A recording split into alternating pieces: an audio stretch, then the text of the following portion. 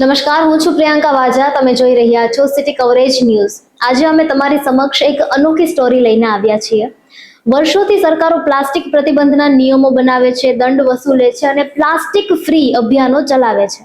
છતાં પ્લાસ્ટિકનું સામ્રાજ્ય અડગ છે. તેથી હવે કદાચ સમય આવી ગયો છે કે આ નિષ્ફળતાને જ આપણે ઉત્સવમાં ફેરવી દઈએ અને આવા પ્લાસ્ટિકને સત્તાવાર રીતે રાષ્ટ્રીય પશુ આહાર તરીકે જાહેર કરી દેવામાં આવે.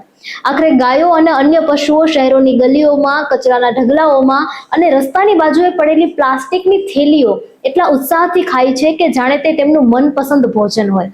મોંઘા ઘાસચારા અને દાણાની સામે પ્લાસ્ટિક સસ્તું, સરળતાથી ઉપલબ્ધ અને વર્ષો સુધી ટકાઉ રહે છે.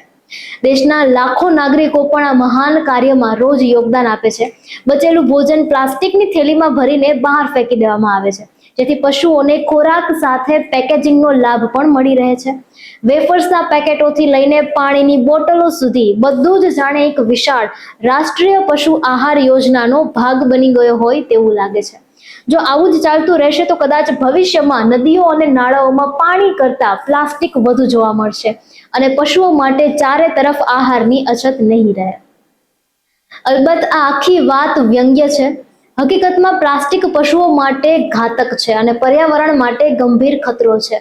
આ વ્યંગ્યનો હેતુ માત્ર એટલો છે કે આપણે સમજીએ કે પ્લાસ્ટિક પ્રદૂષણ સામેની બેદરકારી કેટલા ભયાનક પરિણામો લાવી શકે છે. ગાયને ઘાસ આપો, પ્લાસ્ટિક નહીં, એ જ સાચો સંદેશ છે.